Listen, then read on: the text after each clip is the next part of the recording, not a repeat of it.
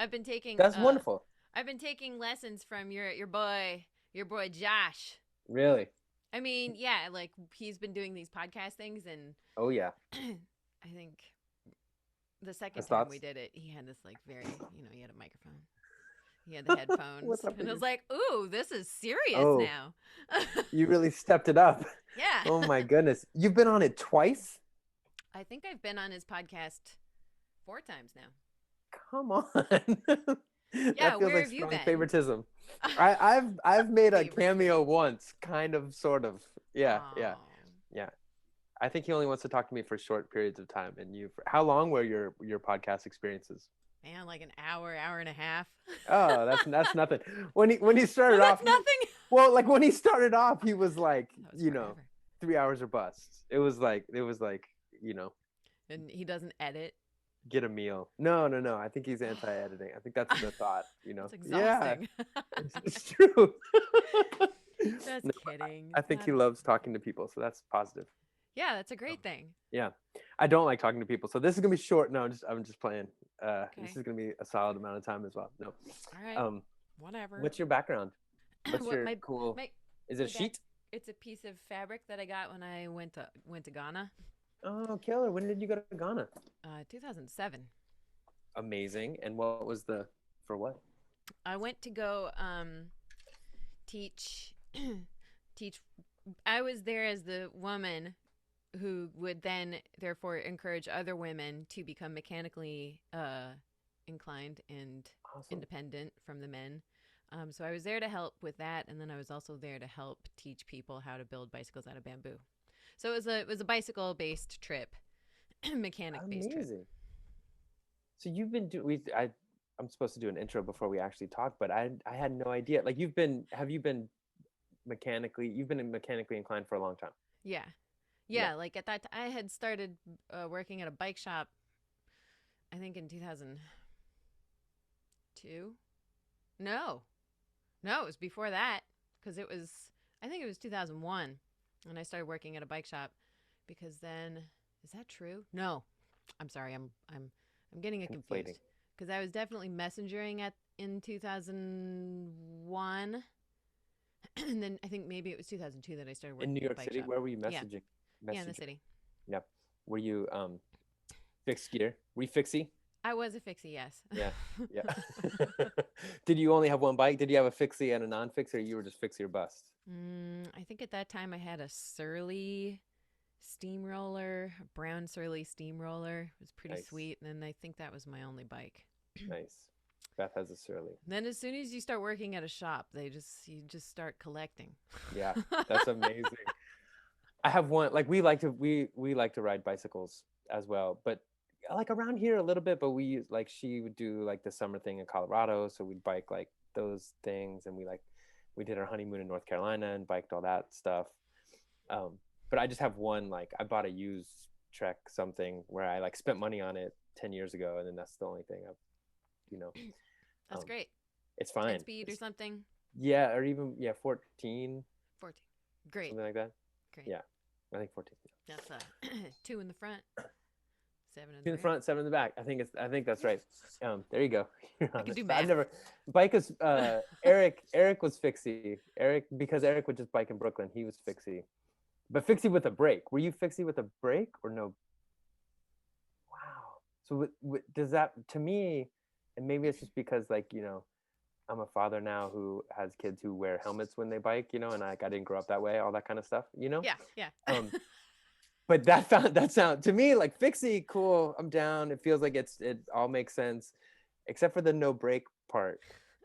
That I like advocated for brakes. I think that brakes were really important for people who were new to riding bicycle in the city. yeah. So when I was working at a shop, I was always very much like, you should probably have a brake. But Would you put I your felt foot on pretty the back confident. wheel, or you would No, no, no. You lock up the rear wheel and you yeah. lean forward onto the front wheel, and you can kind of, with your weight, you can skid. Yeah.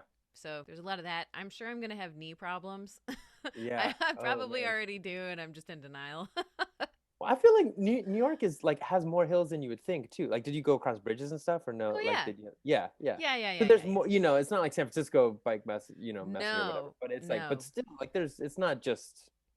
there's a couple things to deal with. No. Yeah, it's more traffic that's Yeah. the unpredictable thing. But see, at the time, traffic was far more predictable.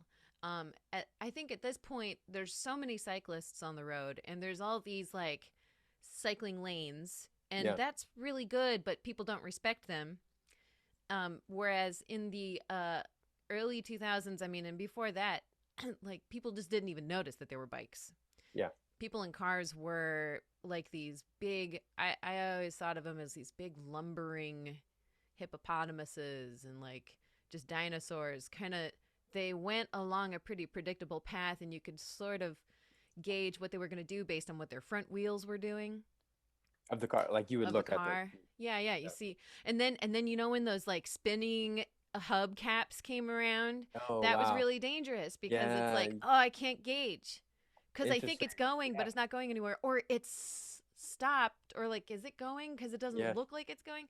Yeah. That was kind of a messed up thing. Because I feel like when I first lived in Brooklyn, I would bike I would bike up and across the what's why can't I think what's the Brooklyn Bridge, Manhattan no, Bridge, no, no, up, the one Queensboro that's up. Bridge. Yeah, Queensboro. I would bike across to Queensboro, and then going down Second That's a Avenue big was one. almost fun. Oh I yeah, mean, it was like, okay, I'm gonna taxi dot. Like this is just what this is. This is like, oh my god, but like adrenaline, and yeah. now it's like those bike lanes. I think are actually some of the good ones because they have the the curb or whatever. Yeah, It's the like the bike lane and separation. then the separator.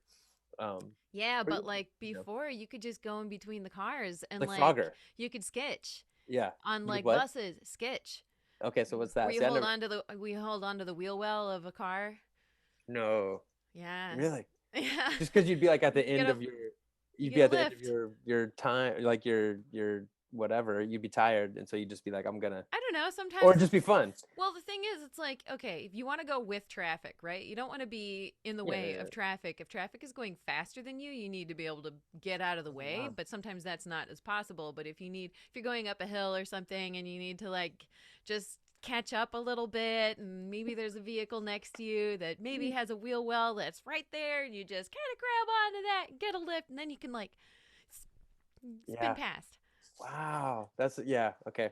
I'm glad you're throwing down because I had some fun on a bike, but that's like a different level. That's like yeah, I never got that. It I was never got that fun. far. Oh, that's really good. Well, I feel like Aaron, we're already into our podcast, but I should just say that this is the Brooklyn Bound podcast. For those Welcome to who've Brooklyn been Bound listening, welcome to Podcast. Brooklyn Bound. Do you want to lead this one up, or should I? No, I think You that you're lead it? doing a great job. I'm just like, You're along for the ride. yeah. Well, the we usually do these podcasts before our shows, and this show is December 10th. And this is the first podcast I'm doing around December 10th, right? Thursday, December 10th. Um, and Adam Tendler is going to play some piano on that show. So is getting together a big version of Julius Eastman's Stay On It, which we're very pumped about. And you are doing a set, Aaron Dyer, which in addition to the video Diazepam, which is just that track has just been released off of a collaborative record that So has made with Buke and Gay. So there are a few things to talk about. Mostly I just want to talk about you and what your scene has been and is. But Buke and Gay and So will be fun to talk about, when we see fit.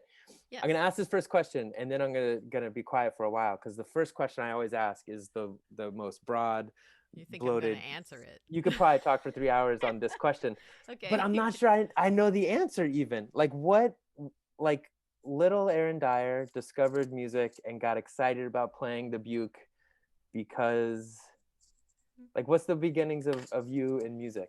Well, as you'll see with my set, Yes. I started out as a musician a lot earlier than the Buke.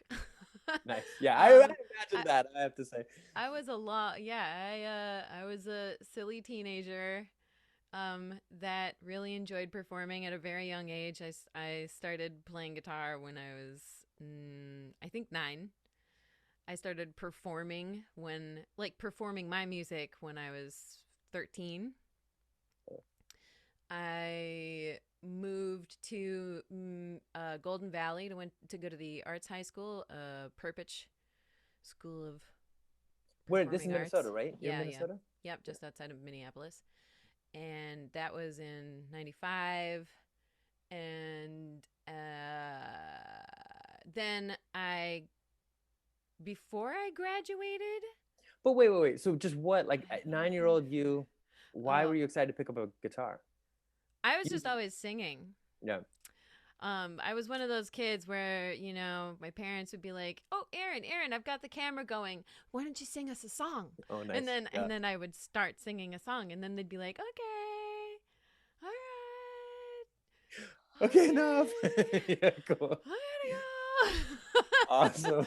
I keep going, But like they're Minnesota songs nice, about the so cat, they're not gonna songs turn off about the. loving to be on the floor, you know. Oh, Awesome. actually, I was in poetry. I also was really into poetry when I was young. I think in fourth grade or something like that, I won a poetry contest, and we did this performance thing, and I got to perform my poem, which was kind of a song. Awesome. Are you ready for it? You want me I to? I'm am. gonna do it. Underwear, nothing but underwear.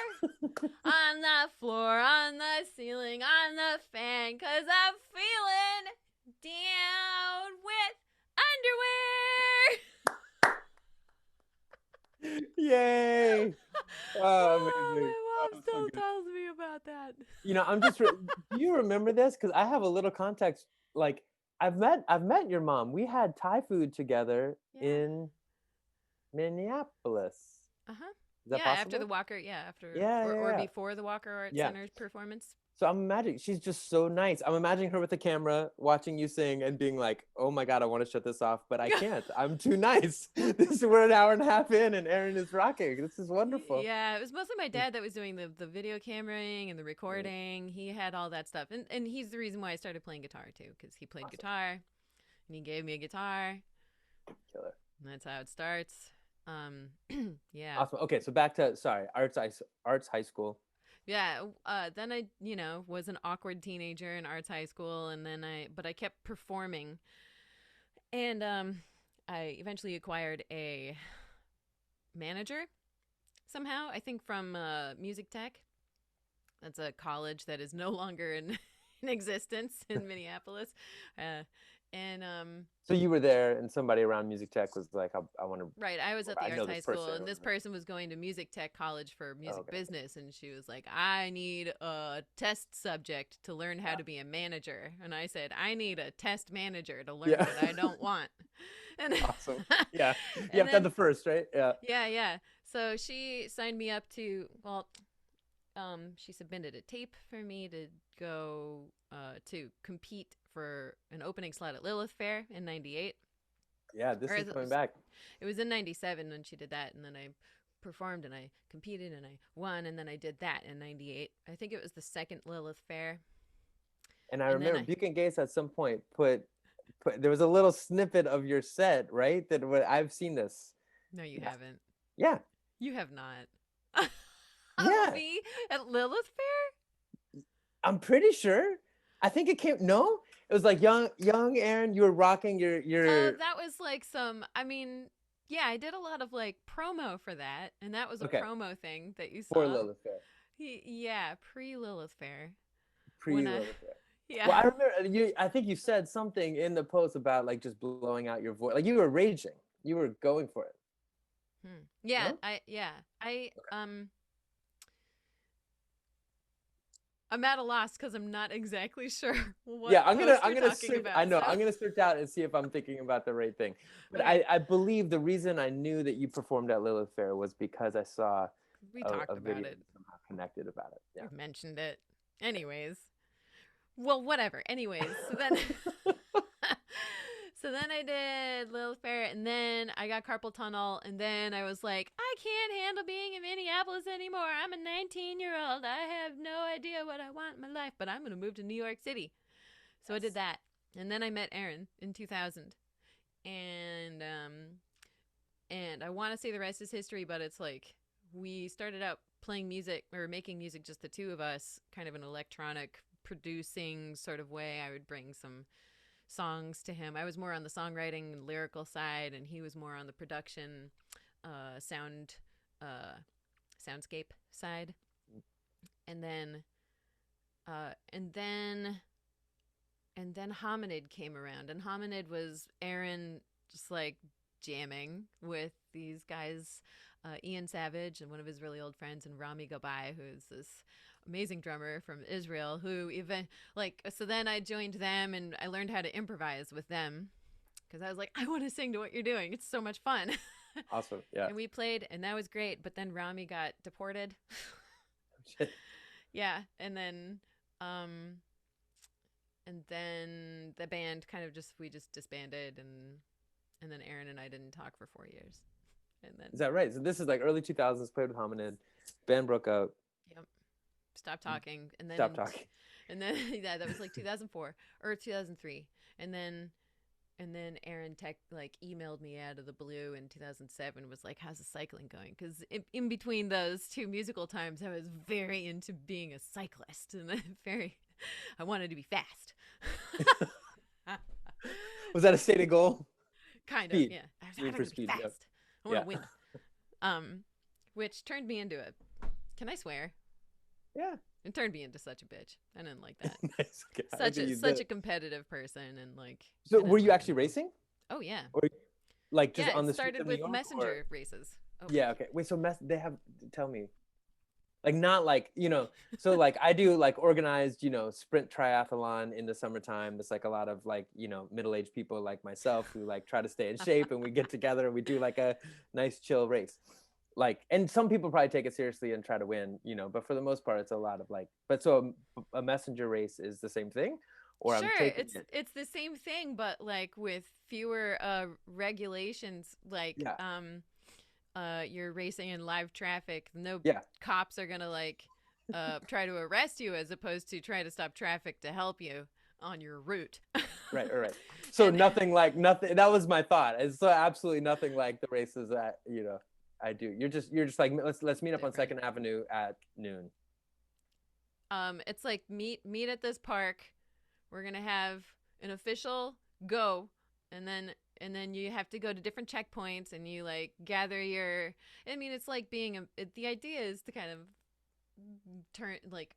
do what it is to do messenger work, Yes. which is Right, you go to a place, you get a signature, you go to the next place, you get a signature. You're like dropping, delivering, picking up packages all around the city. And so the races were designed for like endurance, for I guess cleverness as far as your route, because you can pick any route Right. Oh, you cool. want to. You don't have to go down a particular road, but you might see. And also, there's no order that you have to do anything in. So you could do things in a really different pattern than everybody else, and like you might win. You just got to get it all done and get back to the park by certain, like when you're done. Yeah. And whoever wins. Yeah. Awesome. Very fun. So did you take home the gold? No. No. I was like second place. I mean, well, and then at the time there weren't as many women, and so they had like a first female. Right. Yeah. And which was you? No, I was like second female. You were second female. There are some really fantastic racers out there. Amazing. I'm so into this. Okay, cool. So sorry, but I want to get back to Buchan Gate or whatever. So you were biking a ton. Aaron's like, hey, how's the biking going? And I was like, I'm over it, actually. Yeah, nice. All right. You want to jam? Yeah. So then we started playing music. And at that time, we were playing music with Paul Fuster, who's a drummer. He's actually a really amazing songwriter as well. Guitarist, singer. So we were just like playing with him. And then he started to feel that that his opinion wasn't as valued between Aaron and I. And Aaron and I are very like similarly thought processed in a way, obsessive, perfectionists. And Paul was very anti-perfectionist and wanted to just like create a flow. And that was great. Yeah. Which is a different thing. But it ended up being the friction between the three of us, and he was just like, eventually, I'm over this. And so Aaron and I were like, well, should we get another drummer? And we decided, much to your chagrin, not to. No, I think not to my as chagrin. a drummer. No, but I've just never heard the story. Actually, I mean, I remember the first time I saw you all play, and there was the buzz about it. It's like, oh my god, this band is like they sound huge, but there's just two of them, and they're doing stuff, you know, with they're playing stuff, and their feet are playing percussion instruments, and they're singing, and you know, like the vibe was so that was so much about the vibe, which is so cool. I've never heard that story about how you got there. So Yeah. it's just like Aaron's like, I'll take over the kick drum, and you're Yeah, like, maybe I can do some. and I had bells Yeah. already. Like we were just like, well, I mean, oh, and then we were noticing actually listening through our music cuz we've yeah, cuz we were recently rehearsing like kind of a broad spectrum of our work from the beginning to now. And in the beginning we were using percussion as like accents, and we weren't really holding a rhythm with it. That wasn't the idea. The idea was to just accent certain things that we were doing on the instruments. Mm, So I think that was pretty exciting for both of us too, to realize that we didn't need to have like a hi-hat going all the time. right. You could take over those accents because you were playing them anyway, and it was like, Yeah, and yeah, like there was so much percussion between our instruments, our stringed instruments. Just very like the cool. So sounds. so there was a moment I also remember, you know, it's like my brother-in-law has been a fan of Buchan Gates for a long while, and the difference between us is like I think I maybe found out about you guys. Maybe you still spelled your name with two S's at the end of Gase, but there was a Probably. bit of a like Tony discovered you when it was spelled Gass, and I was like, no, I think when I saw them it was spelled Se, or like maybe, you know, like so You there was a did. like, yeah, nobody everybody said Buchan Gas. Is that? Yeah, You it's gotta pretty change that up. unfortunate. Yeah. But so for anybody who's watching this that doesn't know about, so the Buke is A baritone baritone ukulele. ukulele. Well, it was originally the body of a baritone ukulele. Baritone ukulele is a larger four-string gut string instrument, and you know, you you play really cute little songs on it. Anyways, I didn't want to do that, and I don't necessarily play the ukulele, but I liked the size of the instrument, and so we ripped all the hardware off and turned it into a six-string instrument, right? And then the Gase is a Guitar guitar bass. bass. I'm on it. Yeah, I didn't know it was rhetorical. We were just like, duh. But I guess it's not so straightforward. Yeah. You don't say bass. Right, exactly. Yeah, it's true. Why Who's would the you say bass gas? player? Yeah, it's true. Good Somebody with point. a I'm with you. fish. Yeah. I mean, Aaron shows up. I'm here. But so the Buke. Are there other Bukes, or is yours kind of the Buke? Like a Buke. There's baritone Yeah, well, ukuleles, yeah, but yeah. the Buke that you play is a tricked out kind of mixture that is specific to you. I guess. Yeah. Yeah, I mean, I might have the only metal, like entirely metal Buke in the world. Yeah, love it. And the games, like what Aaron plays, like there are like Charlie Hunter plays like guitar, bass, like there are, but his is set up in a specific way as well. Right, specific. And it's specific. He basically was doubling his bass strings and then decided to get rid of the top two bass string. What did he do? Wait. Yeah. And yeah, he doubled the lower two bass strings, and then the rest were guitar strings. Oh, got it. So four guitar strings, two bass strings, So it's and it's a but it was six tuned, string, but but it was yeah, tuned like a bass guitar. got it, I got it, got it. think Cool, just doubled up. got it. You get it? I'm with it. I'm on it. Okay. Got it. Okay. Good. Okay. So two musical. I mostly kind of want to hear, as you said, you said when you check out my set, you'll see that I do more things that just play the Buke. I want to hear about your set, and I also am psyched to hear about Buke and Gaze. But maybe we could just talk a second about what we've been up to. Yeah. Not what we've been up to, but right now it's nice timing because we're putting out an album together finally after much time. Yeah. What are you talking about? Is that true? We're putting out a single. There's a Yeah. single. We're putting out Yeah. some music. We're putting out some music together. Yeah. We are putting music out, and it will be out soon. It is technically out for subscribers of Buke and Gaze. Totally. You can pre-order it, like that kind of stuff. Yeah, I'm stoked. It's also there's a lot of there. Okay, there's how many tracks are of us? 1, 2, 3, 4, 5, 6. There's 6 tracks that we collaborated on. Yeah, look at that. I'm waiting for the next number, because then is there another number that you were gonna say? There are one, two, three, four pieces on there that are specifically written and performed by Beacon Gase, which we were gonna try to put on this other album, Scholars, but we got so much music, You got too we much can't fit it happening. on there. Yeah, love it, love it. And I'm psyched about those tunes too. But when you're talking about the way that you and Aaron work together, and when you were going back to when you were playing as a trio, and then Paul stopped playing, and the focus that you all have, I was going a little bit back to like some of the first times we played together, and like what a awesomely specific vibe you two have. No, seriously, and just what a Awesomely different. specific. I think that's fair. Yeah. Do you have a come back to that? I think it's awesomely specific, and Yeah. I feel like, in some ways, learning about the way that you all were making music, at least at that time. Like I remember we were rehearsing in Aaron's space, I think, right Yeah, his upstairs. house. Yeah. Um, Upstairs is cramped little like yeah, we like loaded it all in somehow. And I two remember you drum guys had sets. the head, right? You had like the microphone head thing Hmm. in between you all, and you were improvising a ton in terms of the way you wrote. Is that true? Yes. But in a certain way, when I listen to your music, I wouldn't assume that that's the way you got there. I feel like a lot of a bit kindred in terms of the kind of like complex rhythmic structures that you all use, and I think so deals with that in our music as well. But the way we get there feels like, from these opposite places, like of we don't improvise in terms of writing. That's not a way into that we use. You guys purposely make it complicated. Uh, well, okay, no, that's not okay. That's a good point. No, I also try not to purposely make it complicated, but I know what you mean. Yeah. I know I have a structured way into finding those things, and I think you all have an intuitive way into finding those We things. accidentally do it. Yeah.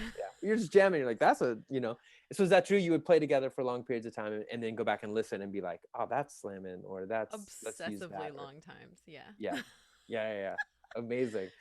Um, so some of the tunes we made together that came, so of the music we made together, some of it came from me or Eric writing pieces, or Josh writing a drum beat that we Yeah. kind of brought your way. Maybe Aaron Sanchez would learn some parts or make up some parts, and you were always right. Like the melodic and lyric content was always coming from you. So Yeah, and either on top that of was like kind of everything. like instrumental, and then you would write on top of it. And I remember watching your process where you had like a keyboard next to you. I think when you'd sing some lines, we would be like looping things, and you'd sing some lines, and you'd be finding lines on the keyboard in ways that to me felt like, how did she just pick out, like, what is like, just working in a way that was so impressive to me, and so different than the way I'm used to working. These are supposed to be all like incredible compliments to you, Aaron. Thank you. Thank you. Like, Thank you very much. I want you to be thinking of that. No, really, like I just remember, like, probably on the phone with Beth that night, or like seeing her being like, you have no idea, because like Aaron Sanchez, like I feel like there's a bit of overlap in the way we work. Like he's like really impressive with his rhythmic, like the way he works, and we speak different language a little bit, but there's a stronger overlap to the language we have. I think like sometimes he could be a member of sometimes, and sometimes he'd be a member of Beacon Gaze. Yeah. um He had to be. you were always a member of Beacon Gaze in the best way, you know what I mean? Yeah. Like or not Yeah. always, but you would just be like doing your thing in your way that was so impressive to me. I've lost track of what my thought process was in a question, but I guess just saying that the way we work, sometimes it'd be we provided some instrumental ideas and you wrote on top of it, and Yeah. sometimes you all were providing the whole kind of Right. instrumental package that we were working to orchestrate, maybe. But Yeah, no, and um, I think yeah, you guys definitely you brought more complete ideas to the table. Aaron brought a I think a complete melodic idea to the plate as well. yeah, yeah. This threat, he had that written down, and then I forget you did Wake for Yourself and Hold It In. And who and Diazepam, I forget how Diazepam came about. I think that was you. And Diazepam, I think I wrote the instrumental part. So Eric was Wake for Yourself, I think. excuse me. I thought he was Right? Spinach. I thought Spinach was you all. Dink dink dink Oh dink no, dink Spinach was dink dink dink dink dink dink. Spinach was a nice mixture. That's true. I forgot. I wrote I wrote the long vibraphone stuff. Is that spinach that happens? There's a lot of vibraphones at the beginning. Dun, dun, dun, dun, dun, dun, dun, dun, Yeah, yeah, dun, yeah. dun, dun, dun, dun, dun, dun. Right. Anyways, Spinach. I feel like spinach. I forgot about that. I thought of spinach as just something that you guys brought in 100%, but there was I definitely, think we might have brought some things to it. yeah, that one was a nice like, yeah, shove two things together. Yeah. Um, Actually, I think I diazepam. thought of that baseline. I think that makes total sense to me. I think that's true. I love that you were putting that on us, but it's like, nope, that's definitely not. That's definitely on your side. Well, Um, anyways, there was so much fun to yeah, like do that, and then also I think I think you were talking about earlier, like the writing process and the difference between an improvisational approach versus like a conceptual approach, which I would think you guys do more conceptual. Like, this is the kind of piece I'm gonna write. This is, like yeah, that kind of thing. I think we just throw up yeah. compared to that. Like, So that's cool. oh, I'm sorry. Yeah. It's No, not but bad. You yeah, want to smell it? it's a lot better than you think. No, yeah, I think Well, you're I right. was. I guess I was. Oh shit! What was I gonna say? Uh, Conceptual, intuitive. conceptual versus improvisational, and oh well, like, okay, so you guys have your rhythmic complications and stuff that you put in there because it's like really fun to make that happen, and you want to play it, right? And then Right. Aaron and I have these really fun, complicated things that we don't realize we're doing, and then once we try to start playing it, we realize that our time signatures are different, and we realize that our starting points are different, and Yeah, in order to start, one person has to be here and the other person has to be here, and they have to be able to understand what the next step is in order to yeah, get going, like a yeah. really, like we're like a propeller airplane. And you guys just have you're like a 747. Somebody pushes a button and it goes. I And we're I like, I understand the don't know, did you analogies. put gas in it? It's not going. I understand the analogies as long as there's no hierarchy to it. I think it's just different ways. No, different Yeah, yeah, approaches. yeah, Come on, yeah, yeah, yeah, propeller yeah. planes, you could do spins and Exactly. shit. Okay, cool, cool, cool. I just want to make 747, you can get a ton of people in yeah. that thing and go across the globe. I want to be the propeller plane.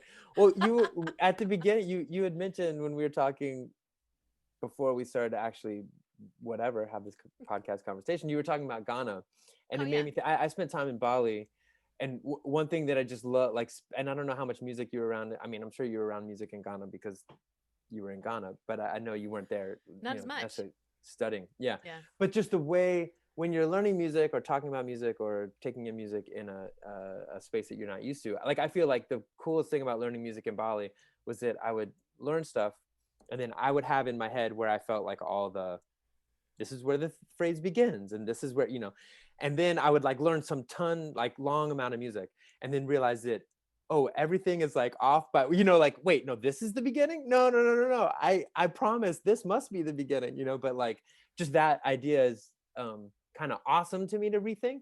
And I think you're right that like if you and Aaron have that, then between the six of us there was another layer of that too, which is like, wait, this, you think it starts here? No, I'm hearing it here. And yeah, Yeah.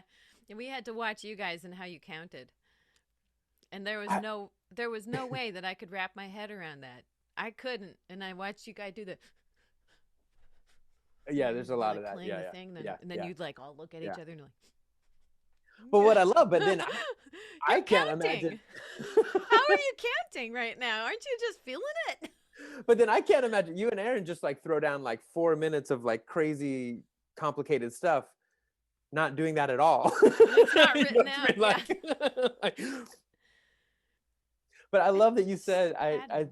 you had written something about it when we were putting out this diazepam video that just came out. You were writing some, and you had said something about how we count stuff off and you guys just go like this, which I find really wonderfully backwards. Because like, like string quartets go like that, it's like, and I Right. feel like, Yeah. bands usually count off. I find, it was Well, a if you nice. need a rhythm and you need it to be a certain way, and you get somebody with some clicky things, you're like, go, 2, 3, 4. Exactly, there you go. And then yeah, loving this. I want to see you play the drums.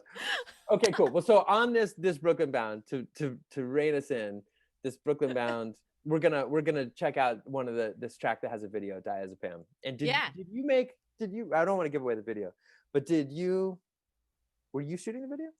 Aaron was shooting the video. I was falling into the water. You know what's so funny? Yeah, that all makes that's what I thought. That's what I thought. I was watching it the other day. Me and Beth were watching it. And then when when there's falling, because Beth was like, is that Aaron Sanchez? Like, and I was like, no, I think it's Aaron Dyer. And then we kept watching it, and it looked like darker hair. Like we convinced ourselves that it was Sanchez falling. I have dark hair. Yeah, I know. I'm seeing that. But you also have lighter hair. That's great. Were you filming and falling, or was It was were you Aaron.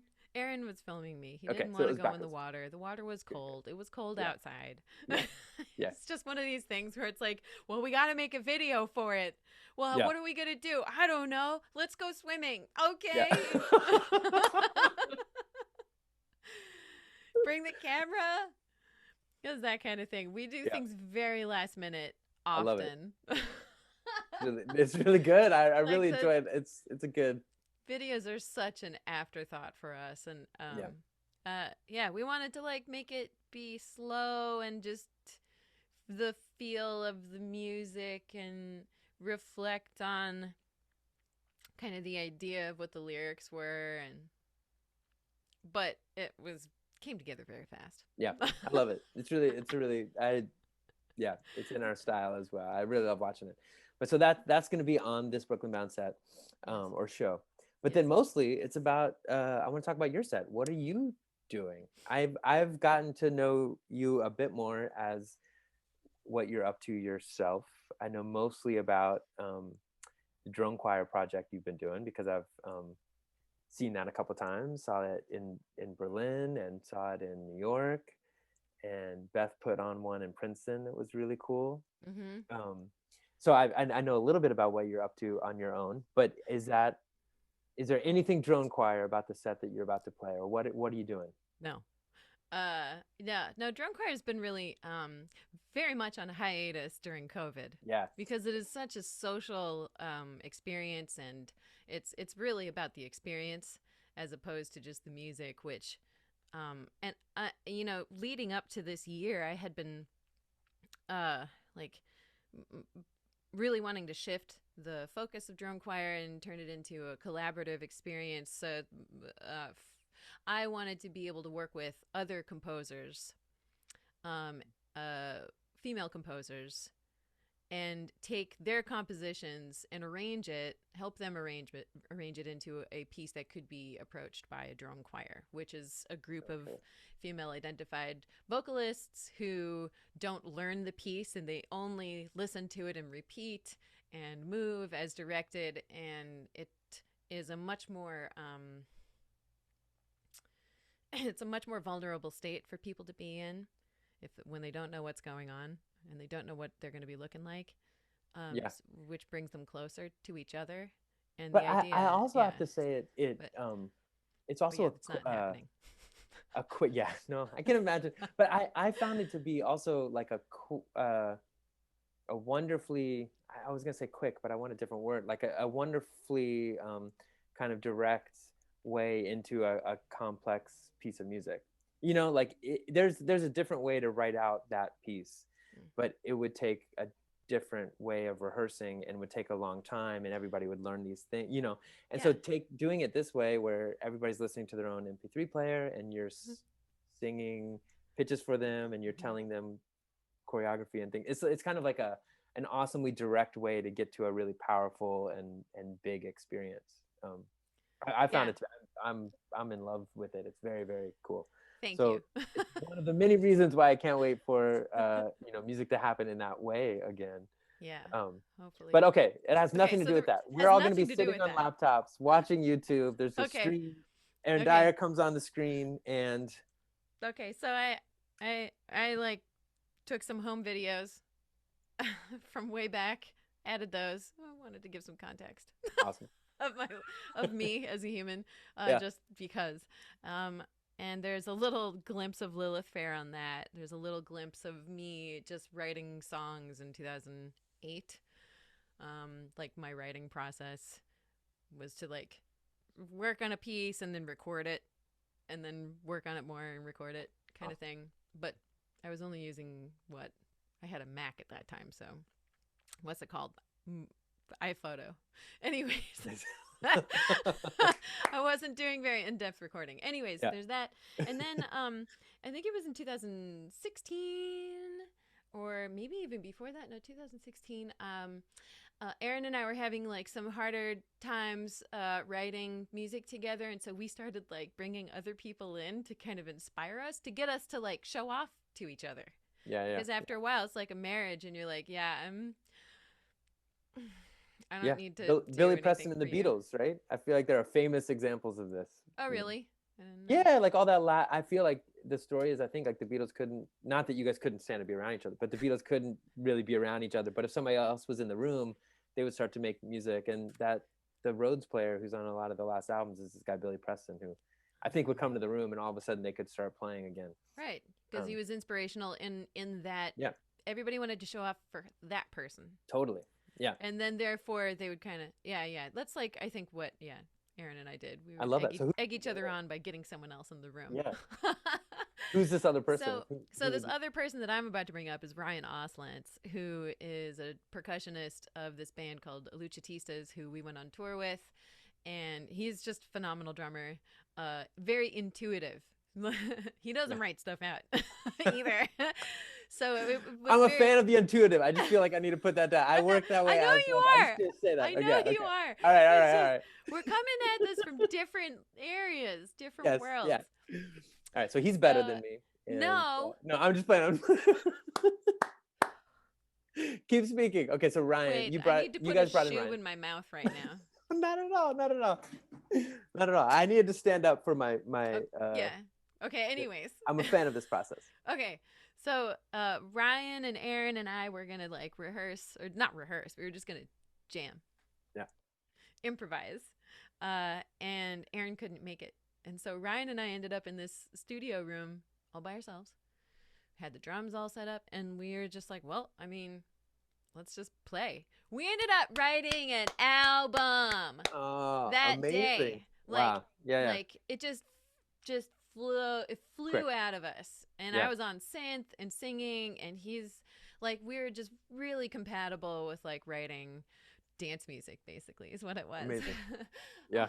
Which was really fun. So there's 3 songs, I think, or 2. There's 2 Mistresses songs on the set. And their videos. And Mistresses is you and Ryan. Mistresses is what we ended up calling ourselves. Yeah. We have like an album and anyways. But yeah, so there's 2 videos. One is is more animated, and it's made by Rebecca Ruth Borer, a friend of mine in Hudson, and it's this song called Define, and it's really fun. And I just decided I want to get a orchestra to play it. Yeah. Anyway, so I got to figure out how to do that. And then the next one is called Keralita, and my friend Coco Villa stars in it, and Ryan and I are in it, and this fella named Jeff Barnett made that storyline, and it's really kooky and weird and fun. Awesome. So there's those 2 videos, and then I should probably figure out what else I put in there, because I don't really remember. It feels like you're describing it. It's like a fun care package. It's and a has care just like package a fun of other stuff that doesn't have anything to do with Buke and Gase. Oh, except and then there's there's like a dance routine with me and my friends John Niekresh and Luke Weiland, who are in a band called Methods Body, and John Niekresh and Aaron Sanchez and I improvised together as well, and we also have an album called Buke and Gase and Drums. Nice. drums with the B at the end, and there's music in the background of our dance routine. Awesome. That's that band. I love that music. It's so much fun. And um, then there's another piece. You see Coco Villa again, and she is also a fashion designer and a choreographer. So they made a video for that, and I did all the music for it. Um, so that's exciting. That's a totally different project, Yeah. and just me. I don't know if I'll make more like that. Anyways, then there's another thing at the very end, which is me, a piece that I wrote and worked with this chamber orchestra in Berlin called Stargaze. Yeah. So they're performing along with me in Berlin. I believe that that was in 2016. Maybe it was 2018. I don't remember, but that was really exceptionally amazing to me. And we're working on an album now. Amazing. You and Stargaze. Yeah. Yeah. That's awesome. You know, have you seen? There's, I think it's not a new thing, but we just watched it. It was called Unorthodox, I think. Have you ever heard Oh, this? yes. It's like a Netflix. Did you watch it? Yeah, I saw that. Yeah. No, I don't even know. We pushed through. Whatever. It was fine. But it like we just kept feeling like Andre de Ritter was going to show up in Berlin. It kind of it just felt like you were going to get. You know, they show up at the conservatory, and it's like, Yeah. is that going to be Andre? It's got to be. Is that all Stargaze? It Yeah. just feels like, yeah, they're awesome. That's great. I'm Yeah, so they're glad you're doing that. amazing. I'm so Um, excited about it too. Yeah, if you pay attention to our social medias and stuff, we're going to be starting a Kickstarter so that we can fund recording it. oh, amazing. And We shall look at your social I'll medias. I'll let you know when that's going to Yes, happen. let us know. And this whole Brooklyn bound podcast audience, which is vast, Aaron, let me just say, it is vast empire. Everybody will want to jump on board that. Hope Um, so. so can I say, I didn't set this one up like this, but I've tried in a very vague way where whenever we do these podcasts, when I do these podcast interviews, I go through the same kind of 5 things. Oh. And we've kind of sort of gone through 3 of them. And the two, we have another hour probably, so that, no, I'm just joking. The last two, the last two can be you know, get off of the Brooklyn Bound set a bit, but just be about kind of, you know, life where we're at. Like, I'm imagining, and you alluded to it a bit with drone choir and the way that works and how that doesn't make sense in this moment. I've been interested to just ask artists and musicians, like, this What are you moment is doing? wild. I mean, what, you know, like, you've been in your house in Hudson, I'm sure, like, you know, locked in doing your thing for an inordinate amount of time compared to the way you usually function as a musician. Um, Mm, or, not really. So this last year, yeah, definitely music stopped for a very significant amount of time this summer. But I do landscaping. I'm one of the musicians that's like, yeah, I can probably get a job. And yeah. so I was doing part-time landscaping, and trying to do music on the other side of that. But was feeling Have you been very thinking about, or uninspired.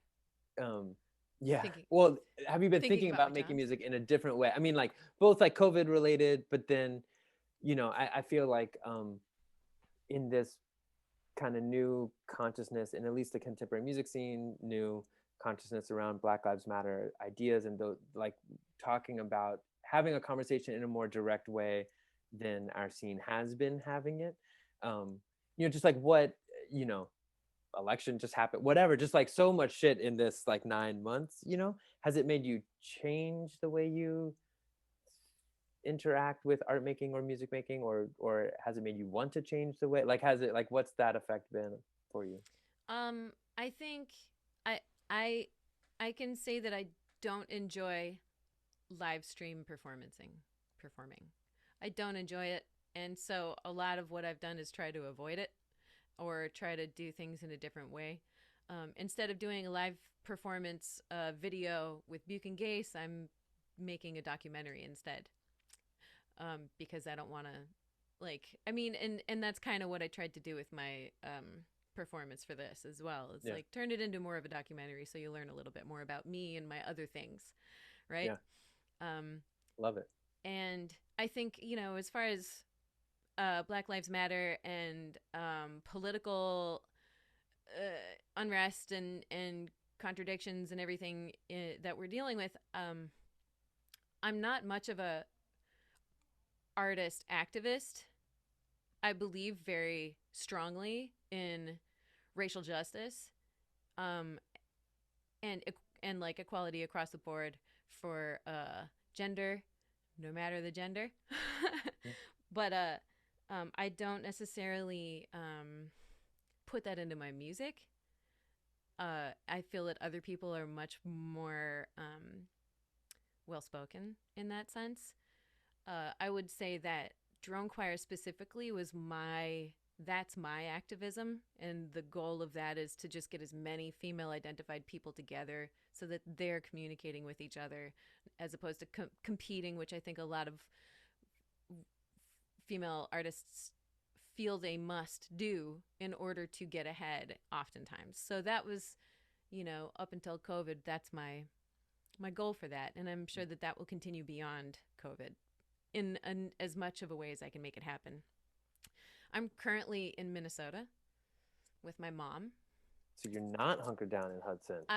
Yeah, no, and I was hunkered Yeah. down doing landscaping and then trying to do music in a little room, but you know, family calls at this Yeah. moment. So Yeah. I'm here, and I've got my whole recording set up, Awesome. and I'll be doing what I can here. I'm also interested in doing voiceover work. So, Awesome. and I'm taking coaching classes on that. I'm also taking this Composers Lab course with William Bertel that's hosted by Totally. New Amsterdam. I'm really stoked about that. Stoked about all of it. So, like, Amazing. I'm trying to branch out with my education as far as making music, and branch out as far as the ways that I make money in order to get by. Yeah. Well, I love that. To I think that's bad. I'm so glad you're doing that with me, and that's going to be amazing for you. And um, I mean, anybody who's taking that course, I feel like can share and teach each other. So you'll have so much to offer the other students, I Totally. know. But it'll be cool. I think that's amazing. I just to circle back, I think what you said about art and activism, that really resonates with me. I'm whenever I've tried to take my activism and directly put it into some music making, I feel like I fail. But the broader way of some of the pieces that I make, the idea of bringing many different voices into that piece has resonated with me. And when Beth put on the drone choir here, it was awesome to read your words about it, because there Oh, was a you read real it kind of yourself. consciousness. Yeah, or she read it to me. Maybe I mean, she was so stoked by the project, just because it was just a moment to gather awesome people together, and female identifying people together, but to make a nice community that of people who all should know each other or could know each other but don't. Mm-hmm. um, but there was a real consciousness around not only um, diversity and equity among female identifying voices, but also among race and class and socioeconomic Age. ideas and age. Totally, like all of the intersectionality was of the group, was really powerful. But to see that written as a kind of expressed interest in the project was really cool. And um, I feel like I haven't expressed that in as direct a way with some of the projects I'm doing. But some of the pieces that I've been doing with other people have been trying um, to kind of allow for that mix of ideas in one place. Anyway, I We all have of to these. use what we've got, right? And we have to use our voices. And I agree with I, I I do feel that it's important to be an activist in as much as we can, and to push our vulnerability with it, right? To push ourselves outside of the box that we have known ourselves to be in for our lives, Yeah, right? yeah, yeah. And before that, so I mean, it's kind of like, yeah, for me, it's as simple and as complicated as introducing myself to someone I don't know Yeah, who doesn't have the same background as myself, and like that's my yeah, that's the yeah, beginning of it, yeah. right? It's awesome and It's weird not how the end. powerful that is, right? Like it feel, yeah. What the last thank you for talking about that. I really look up to you that way. I think you're really Thanks. you're a wonderful human, Aaron Dyer.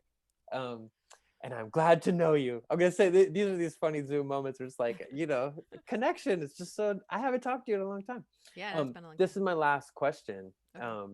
We are just in the ability to maybe end it in a lighter, more fun way. But I think I agree with you 100% where video streaming concerts is not. I mean, for me, I'm not like so is not in the like, oh, how awesome! Now we can just like stream our concerts. We never have to go tour again. This is good. It's like no, let me be in a room with 5 people or 10 people or 100 people or 500 people, and that is what I'm really yearning for. So, what fun pre-March concert memories like for So I feel like, or probably when we were touring together, I feel like So goes through this kind of list of kind of shared experiences on stage. Some of them are all the shit that went wrong in front of audiences or the things that were amazing or whatever, but like that being part of the touring kind of fabric of like sharing those stories. Like what's an awesome concert experience that you remember, or memorable concert experience in some way? Lilith Fair excluded. Yeah, no, that's when you opened for Sarah McLachlan excluded. yeah, I don't really think about that anymore. Yeah. That's about like 20 years. Yeah. I think a lot about drone choir, and I think a lot about what I had been doing when in March, which was performing as a side musician with Y Oak Hmm. and touring with them, and just getting that experience of touring with a group of people as opposed to touring with Aaron, which has Yeah. always been so predictable and wonderful in the predictability of it. Yeah. But I had a very different experience on tour with Y Oak, which was so much fun, um, and I miss that. I it's not even so much one time. What I miss is the interaction and the intimacy with an audience, and that's the thing that has really broken my heart about live streaming and performances online. It's so separate. And even this, like, I can see you, we're like sort of making eye contact. I have both of us so small on the Yeah. screen so that it's I'm kind of looking at, like I Yeah. want it to feel like I'm looking at you. Yeah. And I'm like, ah, so that's what I miss, is that just Yeah. interaction and the energy. And like, yeah, it definitely breaks my heart. That's all. I don't know.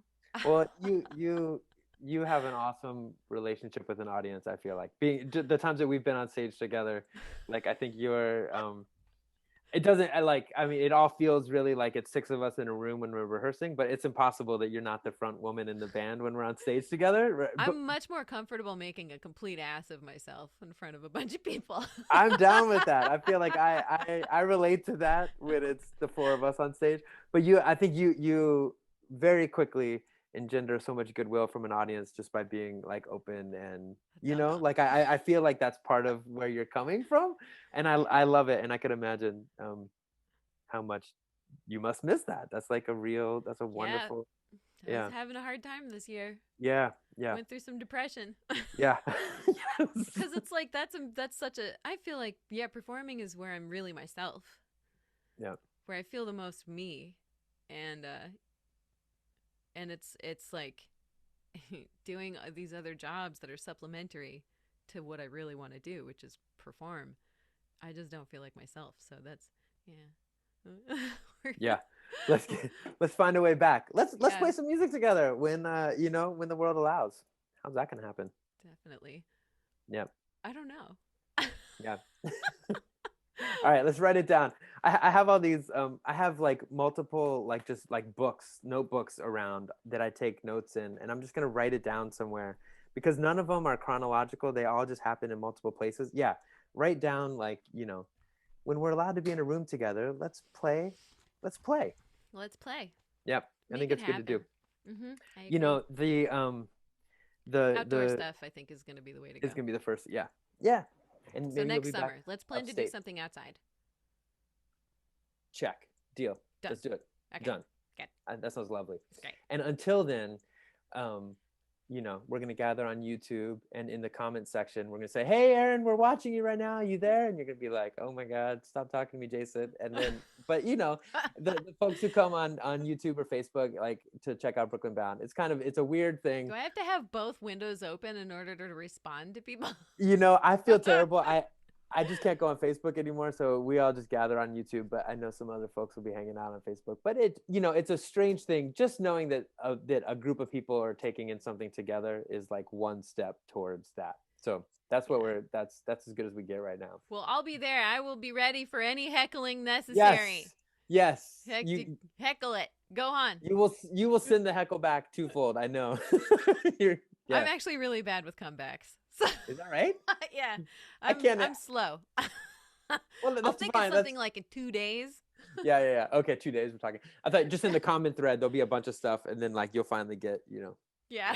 We'll make it happen. That's so depressing. Well, thanks for having this conversation.